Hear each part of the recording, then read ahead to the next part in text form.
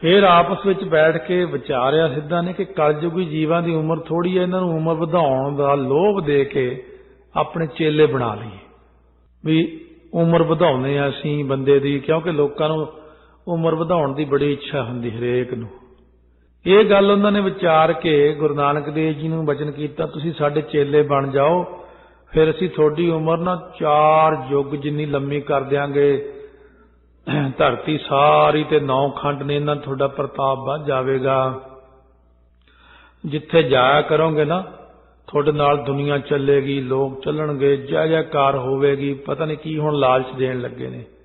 ਹੁਣ ਪਾਤਸ਼ਾਹ ਉਹਨਾਂ ਨੂੰ ਸਮਝਾਉਂਦਿਆਂ ਹੋਇਆਂ ਕਹਿੰਦੇ ਨੇ, ਜੇ ਜੁਗ ਚਾਰੇ ਆਰਜਾ ਹੋਰ ਦਸੂਣੀ ਹੋਏ। ਮਹਾਰਾਜ ਕਹਿੰਦੇ ਤੁਸੀਂ ਕਹਿੰਦੇ ਹੋ 4 ਯੁੱਗਾਂ ਦੀ ਉਮਰ ਕਰ ਦਿਆਂਗੇ, ਪਰ ਅਸੀਂ ਕਹਿੰਦੇ 4 ਯੁੱਗ ਚਾਹੇ ਹੋਰ ਦਸੂਣ 10 ਗੁਣਾ ਵੀ ਬਹੁਤੀ ਹੋ ਜਾਵੇ, 10 ਚੌਕਾ 40 ਅਰਥਾਤ 40 ਯੁੱਗ ਦੀ ਉਮਰ ਹੋ ਜਾਵੇ, ਕਲਪਾਂ ਕਲਪ ਉਮਰ ਵੱਧ ਜਾਵੇ। 4 ਯੁੱਗ ਜਦੋਂ ਲੰਘ ਜਾਂਦੇ ਨੇ, ਫੇਰ 4 ਲੰਘ ਜਾਂਦੇ ਨੇ, ਫੇਰ 4 ਯੁੱਗ ਜਦੋਂ 10 ਵਾਰੀ ਲੰਘ ਜਾਣ, 10 ਚੌਕਾ 40 ਨੂੰ ਇੱਕ ਕਲਪ ਕਹਿੰਦੇ ਨੇ। ਇੱਕ ਕਲਪ ਉਮਰ ਹੋ ਜਾਵੇ ਬੰਦੇ ਦੀ।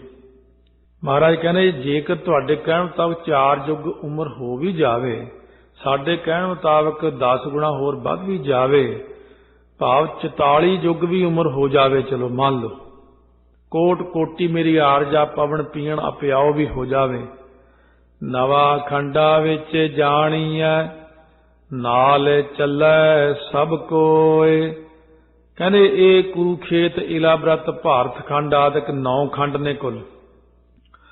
ਪੁਰਾਣੀ ਬੋਲੀ ਸੀ ਜਦੋਂ ਤਾਂ ਕਿੰਗ ਪੁਰਖ ਇੱਕ ਖੰਡ ਸੀ, ਫਿਰ ਭਦਰ ਖੰਡ, ਕੇਤਮਾਲ ਖੰਡ, ਹਰਵਰਖ ਖੰਡ, ਹਿਰਣਿਆ ਖੰਡ, ਰਮਿਆ ਖੰਡ, ਕੁਰੂਖੇਤ ਖੰਡ, ਇਲਾਬ੍ਰਤ ਖੰਡ, ਭਾਰਤ ਖੰਡ। ਭਾਰਤ ਵਰਸ਼ ਜਿਹੜਾ ਨੂੰ ਭਾਰਤ ਖੰਡ ਕਹਿੰਦੇ ਨੇ।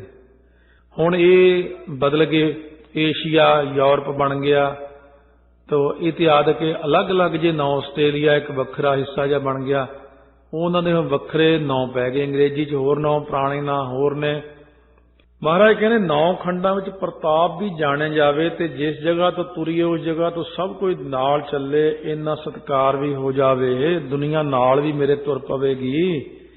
ਚੰਗਾ ਨਾਉ ਰਖਾਏ ਕੈ ਜਸ ਕੀਰਤ ਜਗ ਲੇ। ਇਹ ਲੇ ਤਾਂ ਬੋਲਿਆ ਕਿ ਜੇ ਕੱਲਾ ਹੀ ਲੱਲੇ ਲਾ ਹੁੰਦੀ ਤਾਂ ਲੇ ਕੱਲਾ ਹੀ ਬਣ ਜਾਏ। ਹੁਣ ਈੜੀ ਨੂੰ ਸਿਹਾਰੀ ਲਾ ਕੇ ਨਾਲ ਲਿਖਣ ਕਰਕੇ ਲੇ ਥੋੜਾ ਜਿਹਾ ਹੋਰ ਜ਼ਿਆਦਾ ਲਮਕਾ ਕੇ ਕਹਿਣਾ। ਕਹਿੰਦੇ ਅਵਤਾਰਾਂ ਵਾਲਾ ਚੰਗਾ ਨਾਮ ਰਖਾ ਕੇ ਜਸ ਇਸ ਲੋਕ ਵਿੱਚ ਅਤੇ ਕੀਰਤੀ ਪਰਲੋਕ 'ਚ ਲੈ ਲਵੇ। ਜਸ ਹੁੰਦਾ ਮੂੰਹ ਤੇ ਕਰਨਾ, ਜਿਵੇਂ ਕੋਈ ਬੰਦਾ ਤੁਹਾਨੂੰ ਮਿਲੇ ਉਹ ਜਸ ਕਰਦੇ, ਪਿੱਠ ਪਿੱਛੇ ਆਪਾਂ ਉਹਦੀ ਨਿੰਦਾ ਕਰ ਦਿੰਦੇ ਹਾਂ। ਕਹਿੰਦੇ ਮੰਨ ਲਓ ਵੀ ਇਉਂ ਵੀ ਹੋ ਜਾਵੇ, ਮੂੰਹ ਤੇ ਵੀ ਵਡਿਆਈ, ਪਿੱਛੋਂ ਵੀ ਕੀਰਤੀ ਕਰਨ ਲੋਕ, ਫੇਰ ਕੀ ਹੋ ਜੂ। ਸੋ ਜਿਵੇਂ ਜੁਜਾਤੀ ਰਾਜਾ ਇੱਕ ਹੋਇਆ ਨਾ, ਉਹਨੇ ਆਪਣੀ ਕੀਰਤੀ ਕਰਾਈ। ਸੋ ਜਿਵੇਂ ਇੱਕ ਵਿਰਾਗੀ ਸੀ, ਉਹਦੇ ਪਾਸੋਂ ਕਿਸੇ ਨੇ ਪੁੱਛਿਆ ਤੇਰੇ ਗੁਰੂ ਦਾ ਕੀ ਨਾਂ, ਤਾਂ ਉਹਨੇ ਕਿਹਾ ਮੇਰੇ ਗੁਰੂ ਦਾ ਨਾਮ ਰੁਲਦੂ ਹੈ। ਫਿਰ ਪੁੱਛਿਆ ਤੇਰਾ ਨਾਂ ਕੀ ਹੈ, ਕਹਿੰਦਾ ਜੀ ਗੁਰੂ ਦੀ ਦਇਆ ਨਾਲ ਮੇਰਾ ਨਾਮ ਸ਼੍ਰੀਮਾਨ ਸੰਤ ਹਰਚਰਨ ਕਮਲ ਰਾਜ ਧੂੜੀ ਦਾਸ ਸਾਹਿਬ ਜੀ ਹੈ। ਆਪਣਾ ਨਾਮ ਵੱਡਾ ਸਾਰਾ ਲਿਖਤਾ ਉਹਨੇ। ਤੇ ਇਸ ਤਰ੍ਹਾਂ ਲੰਬਾ ਲੰਬਾ ਨਾਮ ਰਖਾ ਕੇ ਜਸ ਦੇ ਕੀ ਕਰਾਉਣ ਵਾਲੇ ਕਰਮਾਂ ਵਿੱਚ ਪ੍ਰੀਤੀ ਕਰਨੀ, ਜਗਤ ਵਿੱਚ ਲੈਣਾ ਕਰੇ। ਜਸ ਮੂੰਹ ਸਾਹਮਣੇ, ਕੀਰਤੀ ਪਿੱਠ ਪਿੱਛੇ ਜੇ ਹੋ ਵੀ ਜਾਵੇ। ਮਹਾਰਾਜ ਕਹਿੰਦੇ ਚਲੋ ਮੰਨ ਲਿਆ ਇੰਨਾ ਕੁਛ ਤਾਂ ਹੋ ਗਿਆ, ਇਹ ਤਾਂ ਕਰੀ ਗਏ ਆਪਾਂ। ਜੇ ਤਿਸ ਨਦਰ ਨਾ ਆਵਈ ਤਾਂ ਬਾਤ ਨਾ ਪੁੱਛੈ ਕੇ। ਪਰ ਜੇਕਰ ਅਜਿਹਾ ਪੁਰਸ਼ ਉਹ ਗੁਣ ਨਿਧਾਨ ਵਾਹਿਗੁਰੂ ਦੀ ਕਿਰਪਾ ਦ੍ਰਿਸ਼ਟੀ ਹੇਠ ਨਾ ਆਇਆ, ਇੰਨਾ ਵੱਡਾ ਨਾਂ ਰਖਾਇਆ, ਇੰਨੀ ਲੰਬੀ ਉਮਰ ਹੋ ਗਈ, ਜਸ ਕੀਰਤੀ ਵੀ ਲੈ ਲਈ, ਹੁਣ ਪ੍ਰਮਾਤਮਾ ਦੀ ਨਿਗਾਹ 'ਚ ਤਾਂ ਹੈ ਹੀ ਨਹੀਂ ਉਹ। ਹੁਣ ਇਹ ਜਿਹੜਾ ਬੰਦਾ ਉਹ ਪ੍ਰਮਾਤਮਾ ਨੂੰ ਆਪਣੀ ਨਜ਼ਰ ਹੇਠ ਨਹੀਂ ਲਿਆਉਂਦਾ, ਉਹ ਕਹਿੰਦਾ ਮੈਂ ਹੀ ਬਹੁਤ ਵੱਡਾ ਆਪਣੇ ਆਪ 'ਚ। ਇਹ ਵੀ ਨਾਲ ਕਹਿੰਦੇ ਨੇ ਜੇ ਤਿਸ ਨਜ਼ਰ ਨਾ ਆਵਈ, ਇਹਨੂੰ ਅਨਵੈ ਅਰਥ ਕਹਿੰਦੇ, ਜੇ ਉਲਟਾ ਕੇ ਅਰਥ ਕਰਨਾ। ਚਲੋ ਮੰਨ ਲਓ ਵੀ ਪ੍ਰਮਾਤਮਾ ਨੂੰ ਨਹੀਂ ਉਹ ਸਮਝਦਾ ਹੀ ਕੱਖ ਨਹੀਂ, ਕਿਉਂ ਇਹ ਸਾਹਮਣੇ ਆਪਣੇ ਪ੍ਰਮਾਣ ਹੈਗੇ। ਹਰਨਾਕਸ਼ ਨੇ ਕਿਹੜਾ ਸਮਝਿਆ, ਰਾਵਣ ਕਹਿੰਦਾ ਰੱਬ ਰੁੱਬ ਕੋਈ ਨਹੀਂ, ਮੈਂ ਹੀ ਹਾਂ। ਇਹੋ ਜਿਹੇ ਲੋਕ ਜਿਹੜੇ ਨੇ ਜਿਨ੍ਹਾਂ ਦੀ ਉਮਰਾਂ ਲੰਬੀਆਂ ਹੋ ਜਾਂਦੀਆਂ, ਜਿਵੇਂ ਨਾਗੇ ਦੀ ਸਰਾਂ ਮੁਕਤਸਰ ਸਾਹਿਬ ਦੇ ਕੋਲੇ ਇੱਕ ਜੋਗੀ ਦੀ ਉਮਰ ਸੀ ਬਹੁਤ 5700 ਸਾਲ ਨੇੜੇ ਸੀ। ਉਹ 10ਵੇਂ ਪਾਤਸ਼ਾਹ ਨੂੰ ਕਹਿਣ ਲੱਗੇ ਜੀ ਉੱਧਰ ਇੱਕ ਜੋਗੀ ਰਹਿੰਦਾ। ਜੋਗੀ ਨੂੰ ਕਹਿੰਦੇ ਚੇਲੇ ਜੋ ਗੁਰੂਦੇਵ ਜੀ ਆਏ ਨੇ 10ਵੇਂ ਪਾਤਸ਼ਾਹ, ਕਹਿੰਦੇ ਨਿਆਣਾ ਹੈ, ਇਹਨੂੰ ਕੀ ਪਤਾ ਹੈ। 10ਵੇਂ ਪਾਤਸ਼ਾਹ ਨੂੰ ਨਿਆਣਾ ਹੀ ਦੱਸੇ।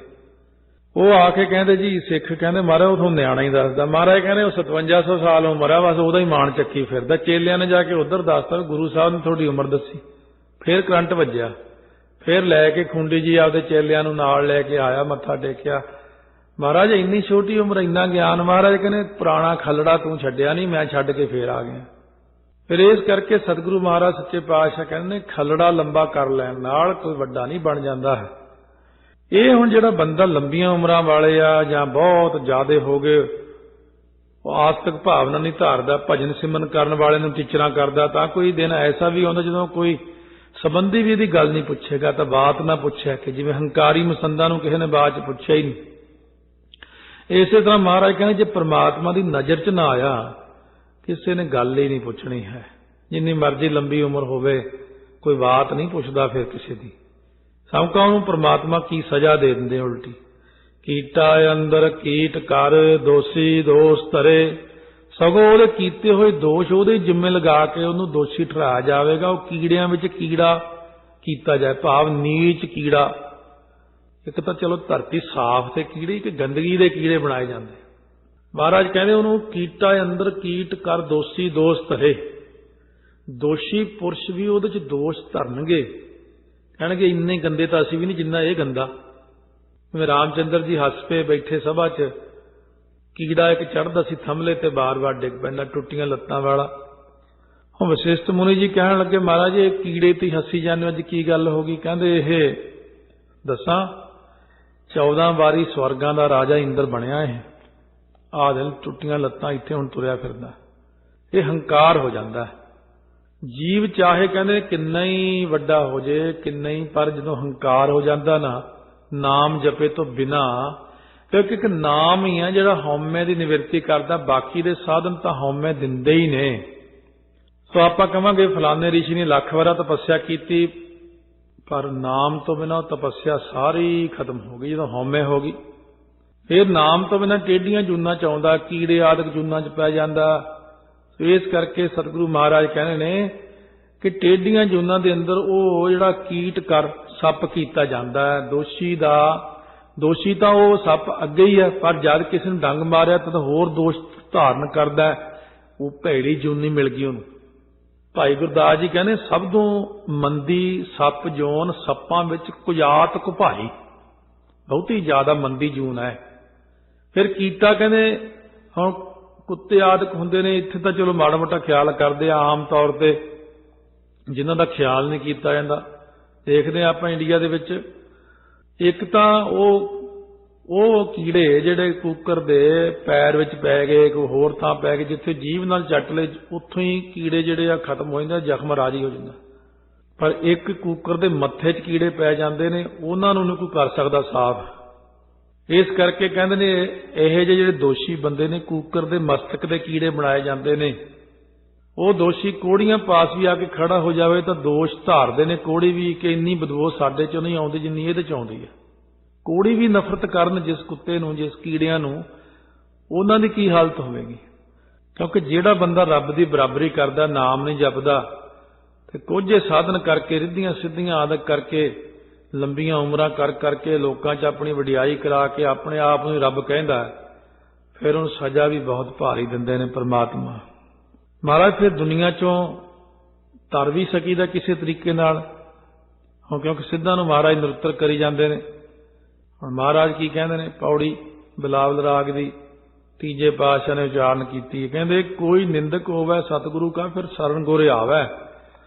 ਘੁੰਮ ਘਮਾ ਕੇ ਜੇ ਗੁਰੂ ਦੀ ਸ਼ਰਨ ਵਿੱਚ ਆ ਵੀ ਜਾਵੇ ਨਾ, ਫਿਰ ਕੀ ਕਰਦੇ ਨੇ? ਪਿਛਲੇ ਗੁਨਾਹ ਸਤਿਗੁਰ ਬਖਸ਼ ਲਏ, ਸਤਸੰਗਤ ਨਾਲ ਰਲਾਵੇ। ਸਤਿਗੁਰੂ ਨੇ ਜਿਹਨੂੰ ਬਖਸ਼ਣਾ ਹੁੰਦਾ ਉਹਨੂੰ ਸਤਸੰਗਤ 'ਚ ਬਿਠਾ ਦਿੰਦੇ ਨੇ। ਹਾਂ, ਬਖਸ਼ਿਸ਼ ਦਾ ਦਰ ਸਤਸੰਗਤ ਹੀ ਕਿਹਾ ਮਹਾਰਾਜ ਨੇ।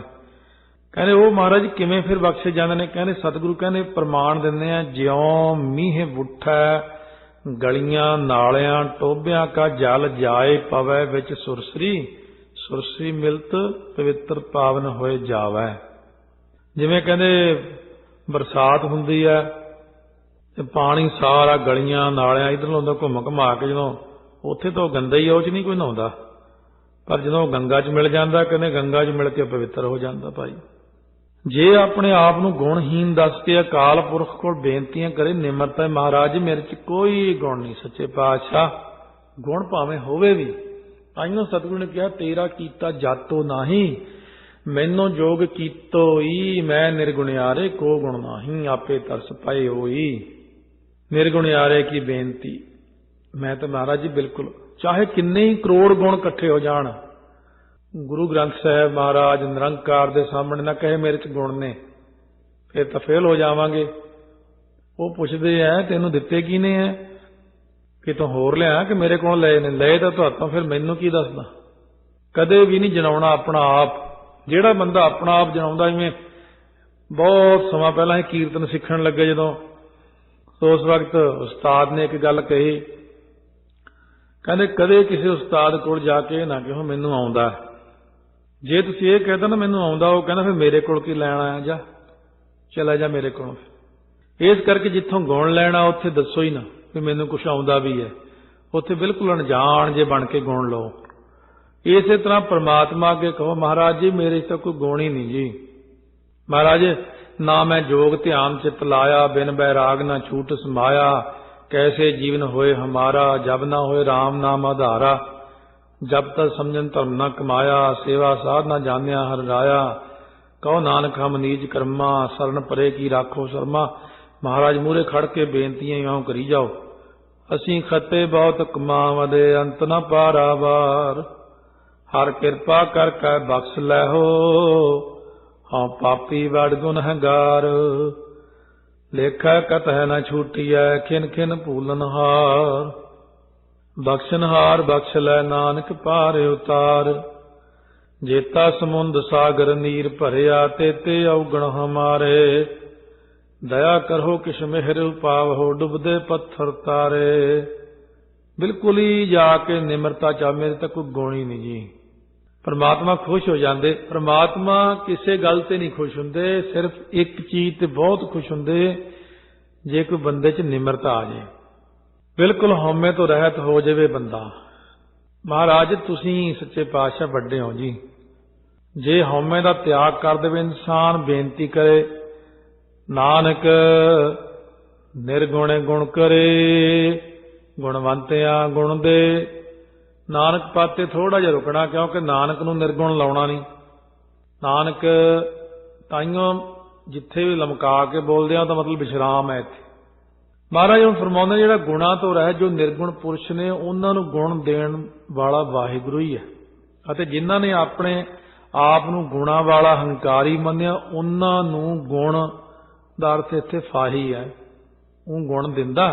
पर एक तरीके नाल जिहड़ा अपने आप नूं समझे मैं बड़ा गुणवान है, ਇਹਦੇ 'ਚ बड़ा औखियाई होनी पैंदी कई वारी, ਜਿਹੜਾ फिर मैं करन लग जावे।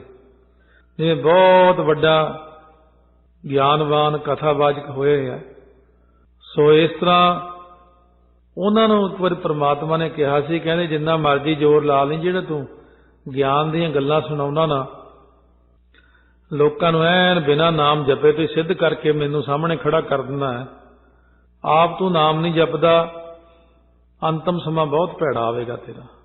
ਯਤਨ ਕਰ ਲੈ ਜੇ ਹੁੰਦਾ ਤੇ ਤੂੰ। 6 ਡਾਕਟਰ ਦੇ ਕੋਲ ਖੜੇ ਰਹਿੰਦੇ ਸੀ, ਪਰ ਅੰਤਮ ਸਮਾਂ ਬਹੁਤ ਮਾੜਾ ਆਇਆ। ਕਿਉਂ?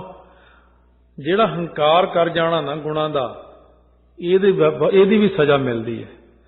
ਕਿਉਂਕਿ ਮੈਂ ਲਿਆ ਕਿੱਥੋਂ ਹੈ? ਜਿਹੜੇ ਬੱਚੇ ਨੂੰ ਪਿਤਾ ਨੇ ਸਾਰੀ ਜਾਇਦਾਦ ਉਹਦੇ ਨਾਂ ਲਵਾਤੀ, ਤੇ ਉਹ ਫਿਰ ਪਿਤਾ ਨਾਲ ਹੀ ਆਕੜਨ ਲੱਗ ਜੇ ਵੀ ਮੈਂ ਤਾਂ ਇੰਨਾ ਅਮੀਰ ਹਾਂ, ਮੈਂ ਤੂੰ ਕੀ ਚੀਜ਼ ਆ। ਬੱਚਿਆਂ ਨੂੰ ਮਾਂ-ਬਾਪ ਨੇ ਪੜ੍ਹਾਇਆ, ਬੱਚੇ ਮਾਂ-ਬਾਪ ਨੂੰ ਕਹਿੰਦੇ ਤੁਸੀਂ ਤਾਂ ਅਨਪੜ੍ਹ ਹੋ, ਤੁਹਾਨੂੰ ਕੀ ਪਤਾ।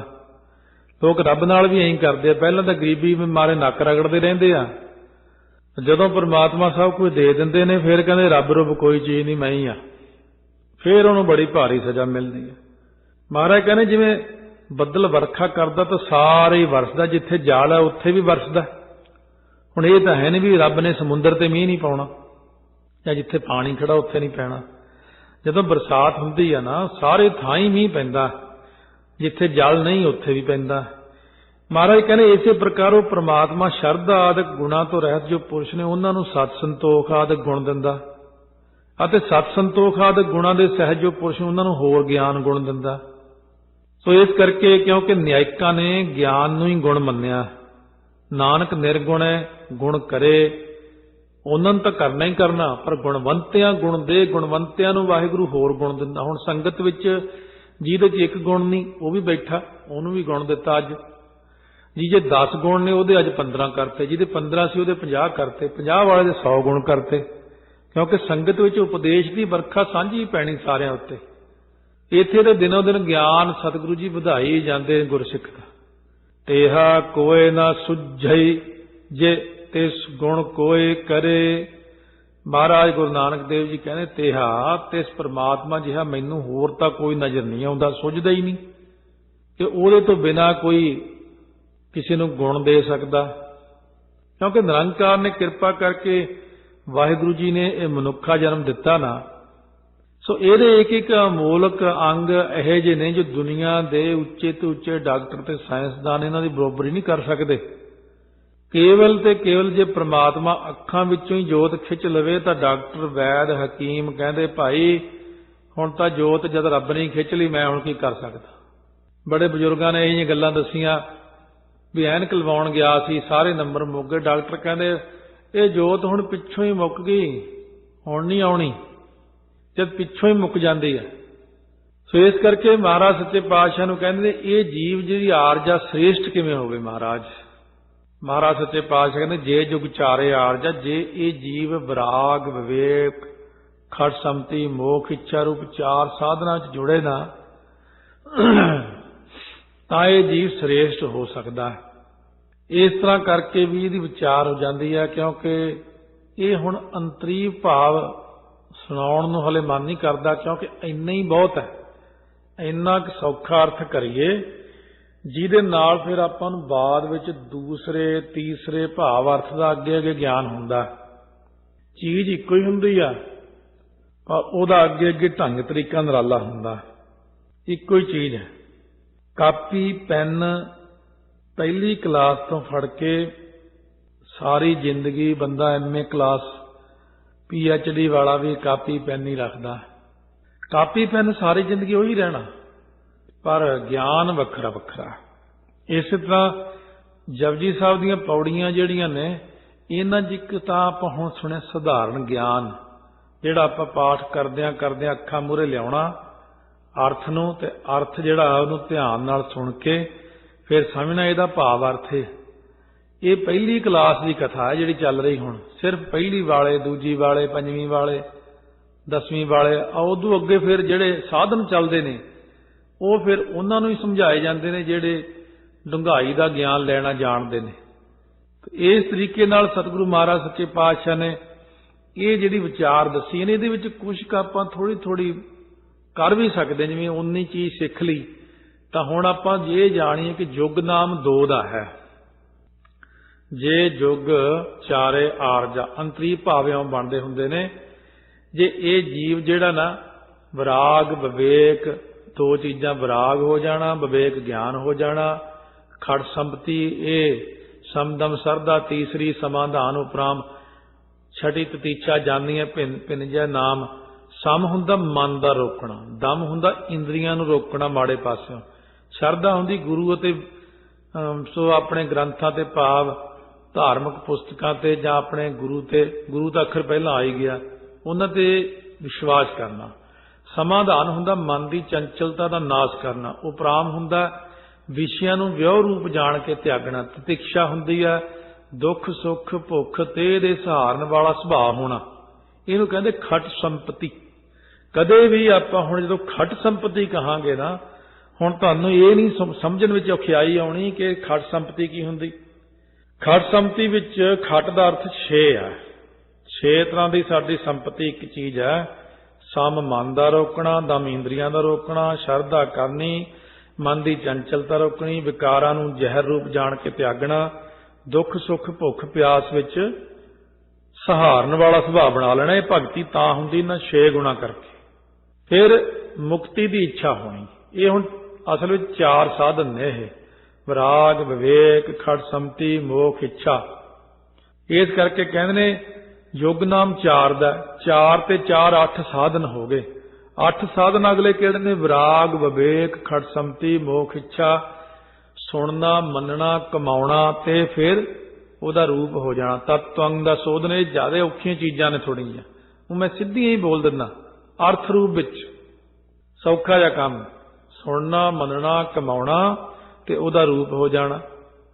सो इस तरीके नाल सतगुरु महाराज सच्चे पातशाह कहंदे ने ਇਹ खंड संपत्ति है। होर दसूणी होए तो भाव 10 ऊणी 10 इंद्रियां नूं विषय विकारां वल्लों ऊणिया करके जीव जिहड़ा ना आरजा श्रेष्ठ हुंदा। जीव दी जिहड़ी उमर है इस तरीके नाल इन्हां दी विचार करीदी है। हुंदे तां बहुत ज़्यादा आनंदमई अर्थ ने, बहुते ज़्यादा, पर जदों ये थोड़ा जिहा बंदा विद्वान होवे जां थोड़ा जिहा चीज़ नूं पहिलां किते सुणिया होवे, अज आपां सुणनी शुरू कीती जे अंतरी भावां नूं, जदों को जाके दोबारा अंतरी भाव च फिर प्रवेश करांगे जपजी साहब दे, तां फिर आपां नूं इह स्वादला लगेगा बहुत भी बड़े सोहणे अर्थ। ये चीज़ नाल भी आनंद माणदा इंसान। नवां खंडां विच जाणीए, जिवें महाराज ने लिखिआ ना बचन, 9 खंड किवें बनाउणे, 9 अखर पैदा करने ने। 5 कौन? काम, क्रोध, लोभ, मोह, हंकार 5 हो गए। 4 की हो गए? राग, द्वेष, हरख ते सोग 4 ये हो गए। ਇਹ 9 ਚੀਜ਼ਾਂ ਨੂੰ ਖੰਡਾਂ ਦਾ ਅਰਥ ਹੁੰਦਾ ਜਿਵੇਂ ਖੰਡਾ ਕੱਟਦਾ।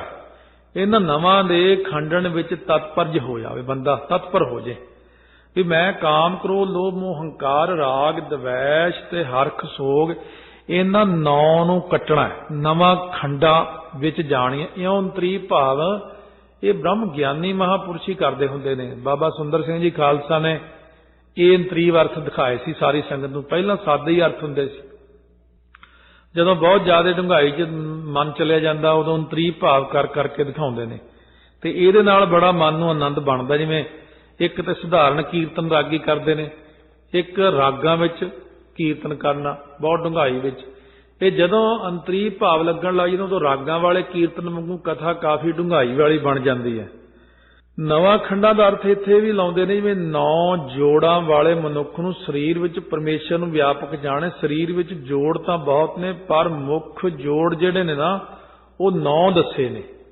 ਇਸ ਕਰਕੇ ਇਹ ਢੰਗ ਦੇ ਨਾਲ 4 ਲੱਤਾਂ ਦੇ, 4 ਬਾਹਾਂ ਦੇ, ਇੱਕ ਗਿੱਚੀ ਦਾ ਜੋੜ, 60 ਸੂਤ, ਨਵ ਖੰਡ 72 ਪਾਠ ਲੱਗੋ ਅਧਿਕਾਈ।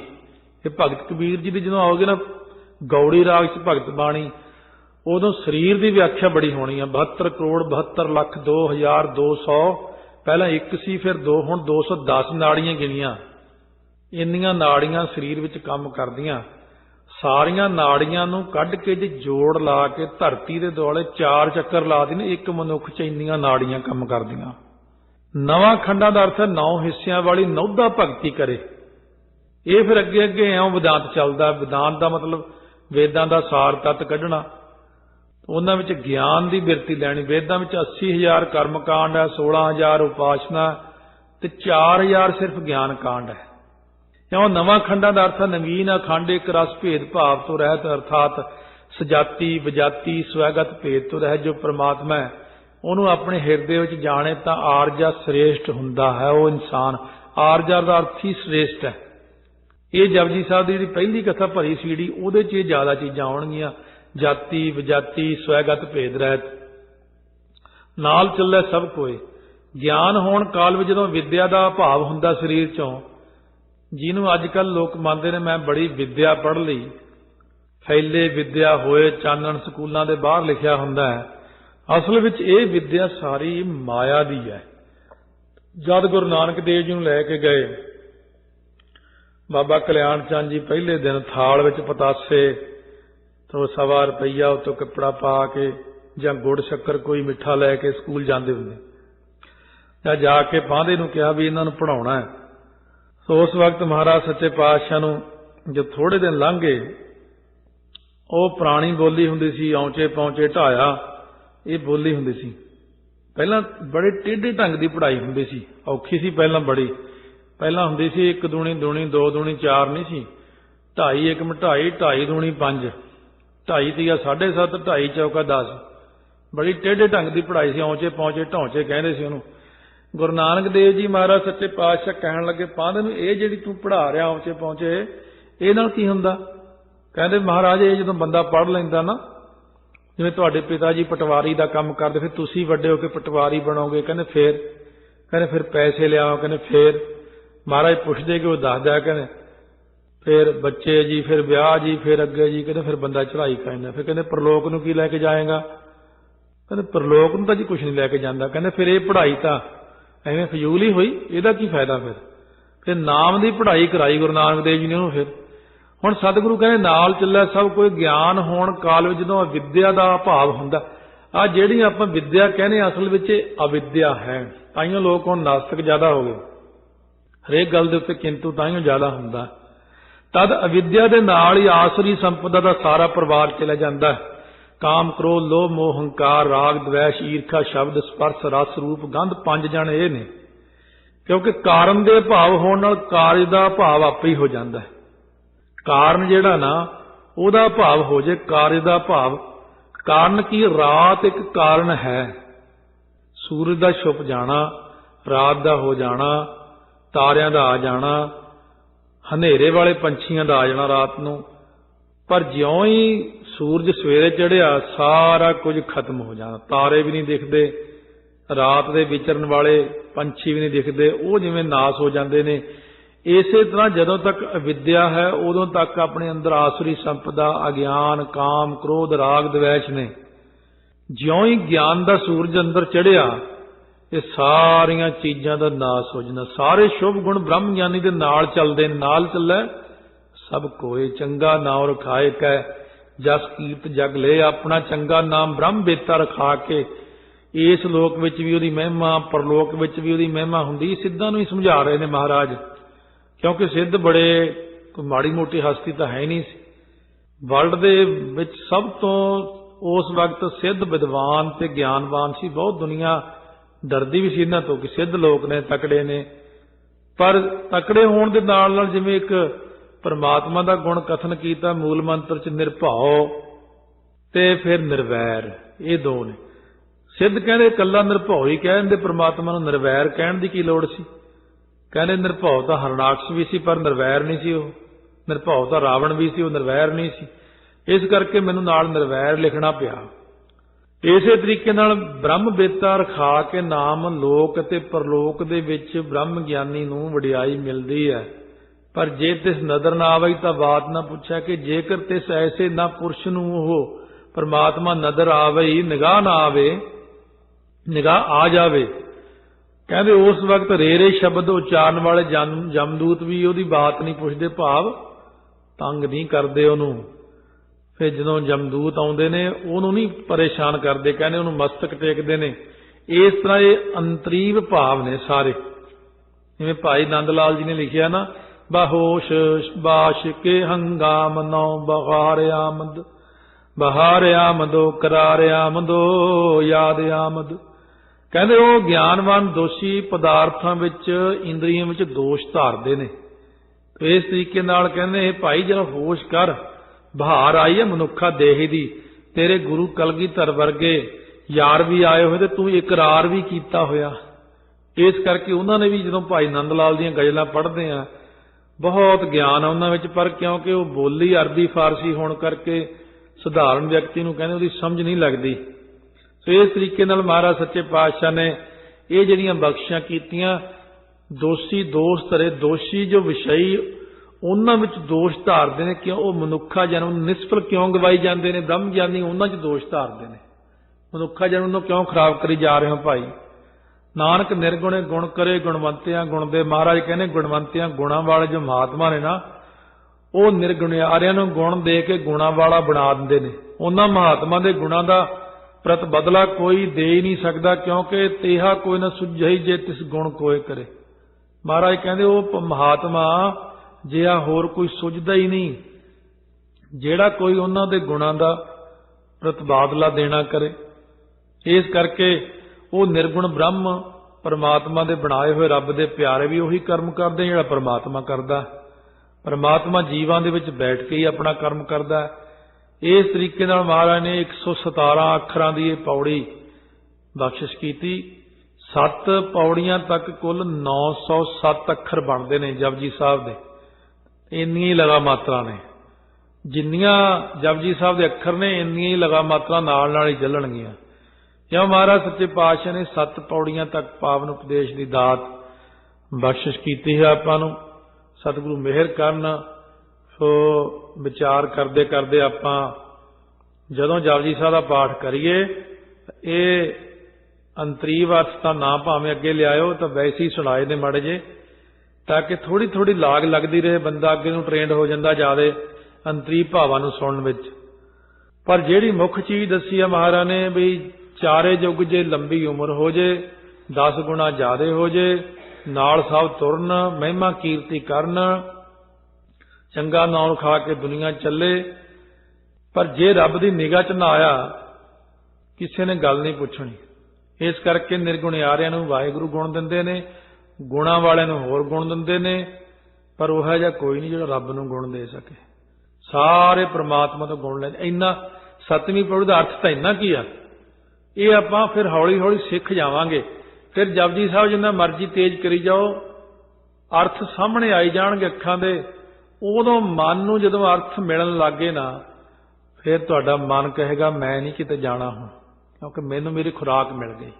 मन की खुराक ही गुरबाणी दे अर्थ ने।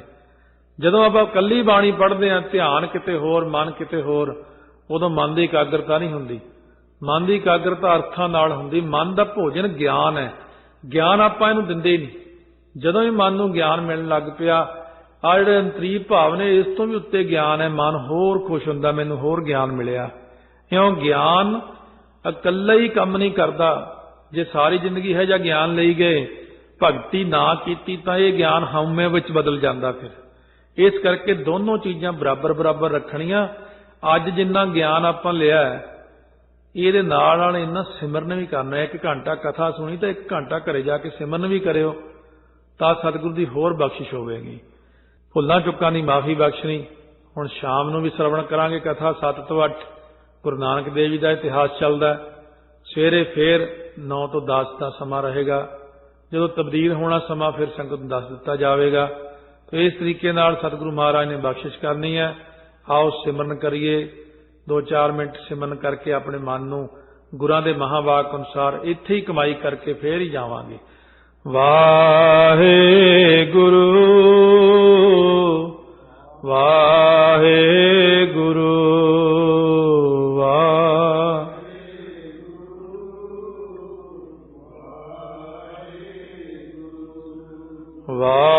वाहेगुरु वाहेगुरु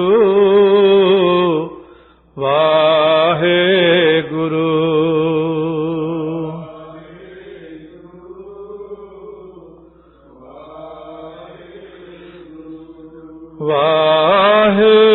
वाहेगुरु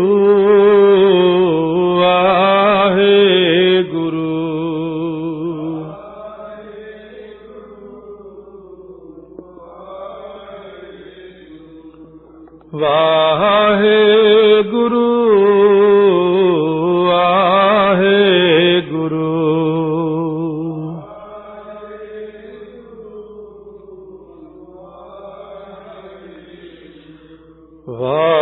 वाहेगुरु वाहेगुरु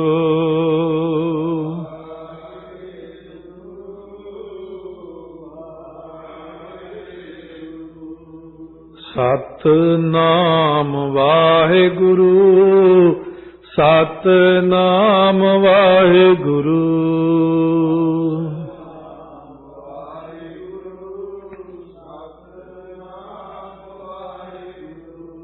सतनाम वाहेगुरु सतनाम वाहेगुरु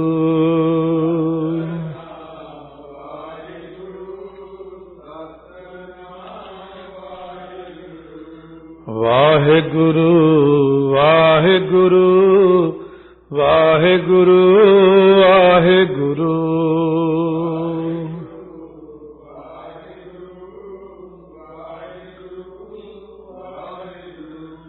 वाहेगुरु वाहेगुरु ਵਾਹਿਗੁਰੂ ਵਾਹਿਗੁਰੂ